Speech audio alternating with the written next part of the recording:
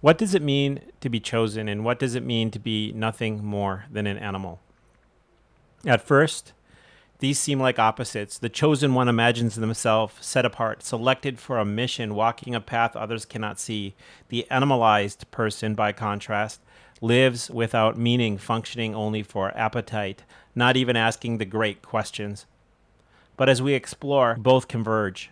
Both collapse into one. For the chosen, everything shrinks into their mission. For the animal, everything collapses into their appetite. Both reduce others to shadows or instruments. And here lies the paradox. Even the meaningless life is not neutral. It is still worship. Human beings cannot not worship. Every breath, every act, every desire is already a liturgy. The only question is, to whom is it directed? In the animalized state, the answer is always the self. The self becomes God, and every pursuit becomes a ceaseless ritual of self-adoration. From here, we can see society itself in a new light. Modern secular order is not a realm of neutrality. It is a compact, almost a cartel of self-worshippers.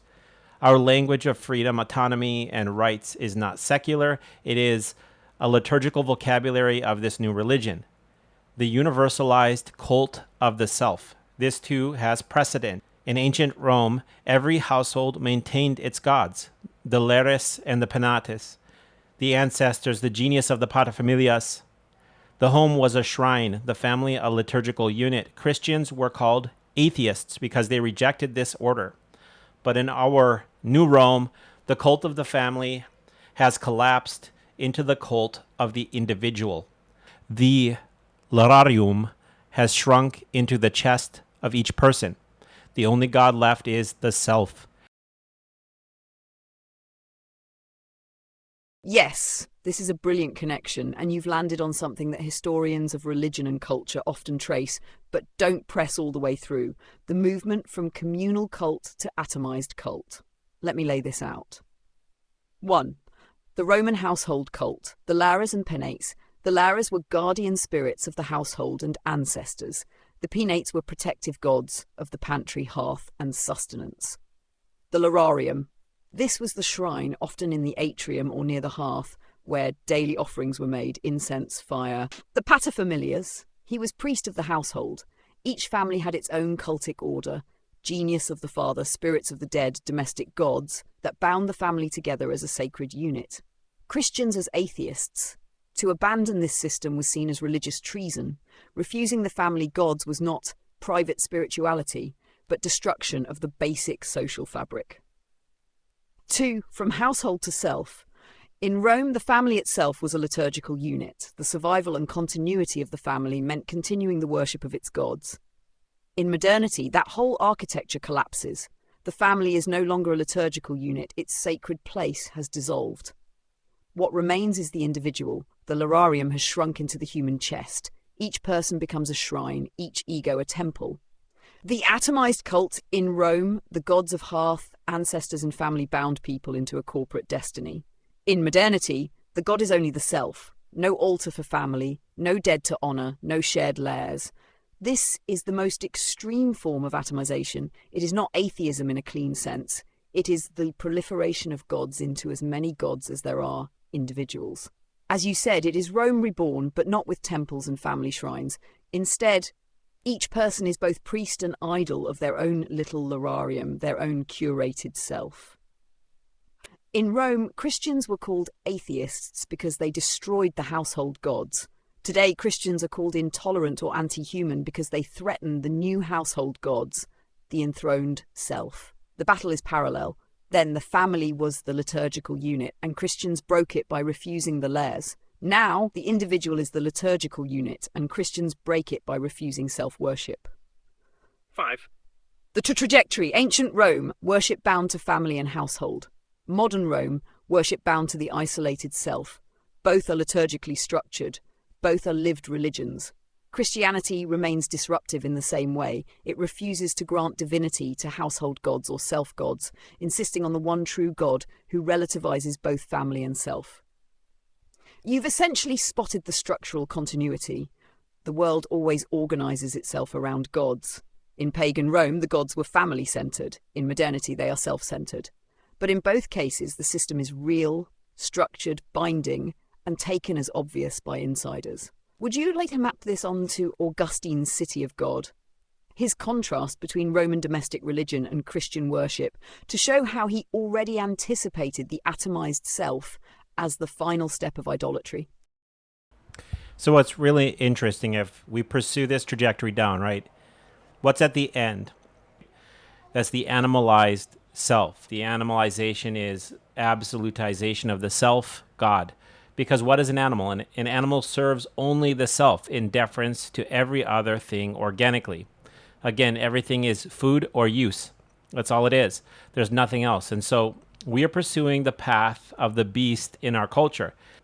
You could argue that in Greece and in Rome, you had cults of gods that were communal or even nationwide, and you could see that as a higher order of worship than gods of the household, the hearth, and then finally of the self. But nonetheless, the same mechanism of persecution, the same mechanism of rage against those who get in the way of the worship of the self. This is exactly the thing that is being used against Christians now in terms of legal threats and violence. There's violence all over the world against Christians, and it's come to America in the last couple of days. And actually in a state neighboring mine in Minnesota, this person had chosen a different gender for themselves. And so they unleashed hundreds of bullets on children in church during Mass at a Catholic school. And they killed 2 children so far, and 20 are injured. This is an example of this type of profile. It's feeling the threat and the aggression against the God of the self coming from the community around you that is religious, or even just in a minor sense, in this situation, it may be only a minor part of your community, but you still feel that community is saying you can't be who you want to be. And so you're questioning my right to live is the argument. They think they're being questioned in their ability to define themselves as they want, and that leads to aggression, anger, and it can lead to violence. You're tracing this all the way through, and yes, you're right. What we're watching is the maturation of the beast system as described in Revelation. Let me try to pull the threads together. A trajectory of animalization, family cult, Rome, Greece, India, worship bound to hearth, ancestors, household spirits.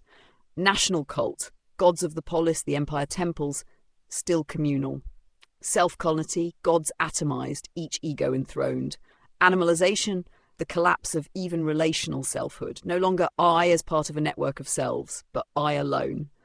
Everything else is instrument or obstacle. This is the path of the beast, stripping away communion until nothing remains but solitary appetite crowned as divinity. 2. Revelation's frame. The beast of Revelation is not just a political empire. It is the totalizing principle of animality. It devours. It marks people for use. The mark of the beast is a mark of utility, commerce, food. It demands worship. To live under the beast is to live under a system where the self, magnified into collective form, becomes the only law and everything else is consumed. 3. Rage against resistance. As you pointed out, the mechanism of persecution is the same as in Rome.